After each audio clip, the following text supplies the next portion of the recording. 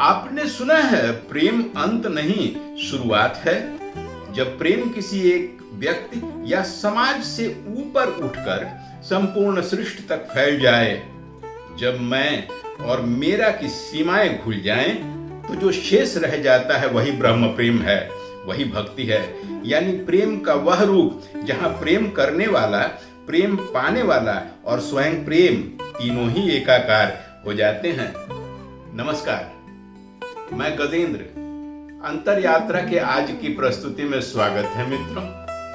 प्रत्येक गुरुवार को 2.5 आखर प्रेम का श्रृंखला की कड़ियां आती हैं। इस श्रृंखला में हम वात्सल्य से शुरू किए थे, फिर करुणा, स्नेह, समाज प्रेम, श्रृंगार के विभिन्न किनारों को छूती हुई प्रेम की यह धार आज अपने अंतिम पड़ाव पर, अंतिम कड़ी पर, 6वीं कड़ी पहुंची है, जहां हम ब्रह्म के साथ प्रेम के संबंध में बात करेंगे। इसे भक्ति कहते हैं। चलिए विस्तार से समझते हैं ब्रह्म प्रेम। भक्ति संस्कृत का एक शब्द है जो भज धातु से आया है, जिसका अर्थ है सेवा करना, सम्मान देना, हृदय से जुड़ जाना। नारद भक्ति सूत्र कहता है सात्वस्मिन् ब्रह्म प्रेम रूपा, यानी भक्ति वह है जो प्रेम का परम रूप है।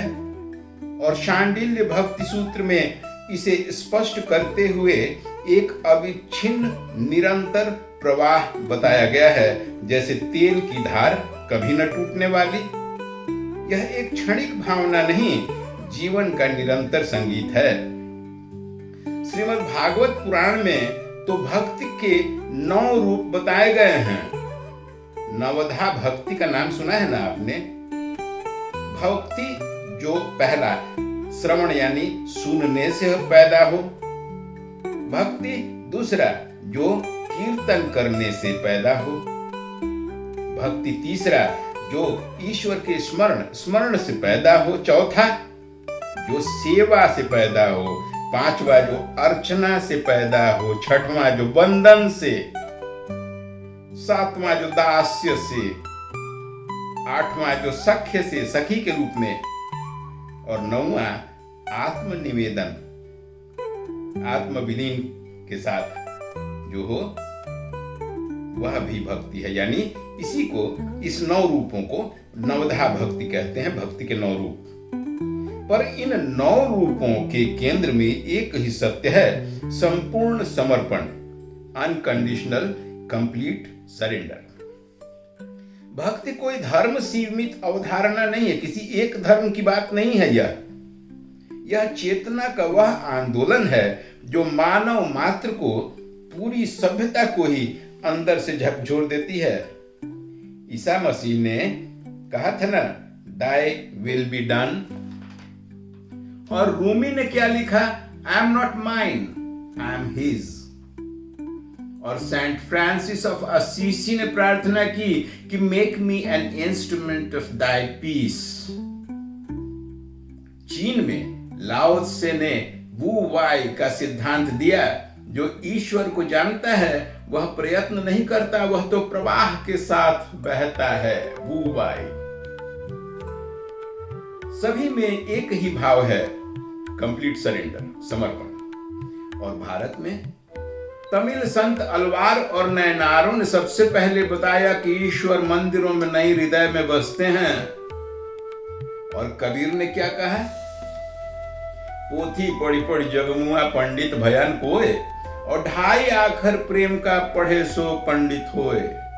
यही 2.5 आखर प्रेम का पढ़ने के लिए, यह 2.5 आखर प्रेम का की श्रृंखला आज अपने 6वें पादान पर और अंतिम ब्रह्म प्रेम के साथ खड़ी है आपके साथ।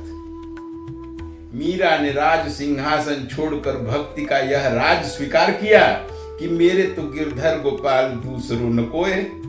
वह प्रेम जिसे समाज ने पागलपन कहा, परंतु वह ब्रह्म के प्रति ऐसा जागरण था कि हलाहल भी निष्काम हो गया।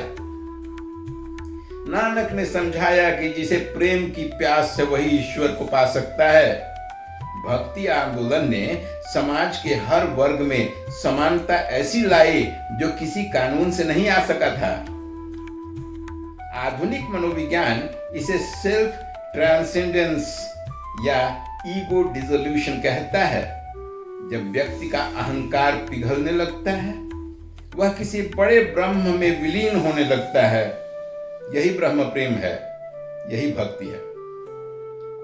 साइकोलॉजिस्ट अब्राहम मैस्लो ने इसे पीक एक्सपीरियंस कहा है। वह क्षण जब व्यक्ति अपनी सभी सीमाओं को पार करके आगे निकल जाता है और शून्य में विलीन हो जाता है। यही ब्रह्म ज्ञान है, जहां साधक और स्वयं साधना एकीकृत हो जाती हैं। आज तो न्यूरोसाइंस भी कहती है कि जब व्यक्ति गहरी प्रार्थना या ध्यान की अवस्था में होता है तो उसका सेल्फ रेफरेंशियल ब्रेन नेटवर्क बिल्कुल ही शांत हो जाता है। यहां मैं मिट जाता है और ब्रह्म की अनुभूति होती है। भक्ति को पूजा से कंफ्यूज न करें। पूजा भक्ति का एक छोटी पंखुड़ी है। पूजा में क्रिया होती है, कुछ करते हैं हम। भक्ति में कंपन होता है, हम कुछ नहीं करते हैं, सिर्फ फील करते हैं। पूजा सीमाओं में बंधी होती है और भक्ति अनंत अविरल प्रवाह है। पूजा हमें धर्म तक ले जाती है और भक्ति हमें अधर्म रहित अनंत प्रेम तक। पूजा में हम अपने इष्ट देव को ढूंढते हैं और भक्ति में हम स्वयं ईश बन जाते हैं। ब्रह्म हमारे अंदर होते हैं। सुना है ना आपने वेदों की वह महावाक्य, तत् त्वम असि। तत् मतलब वह, त्वम माने तुम, असि माने हो, वह तुम ही हो। यानी जब वह और तुम्हारे में कोई भेद ही न रहे। भक्ति का अर्थ संसार से भाग जाना कदापि नहीं है। भक्ति का अर्थ है कि हर कर्म को, जो भी हम काम कर रहे हैं, समर्पण की भावना के साथ करना।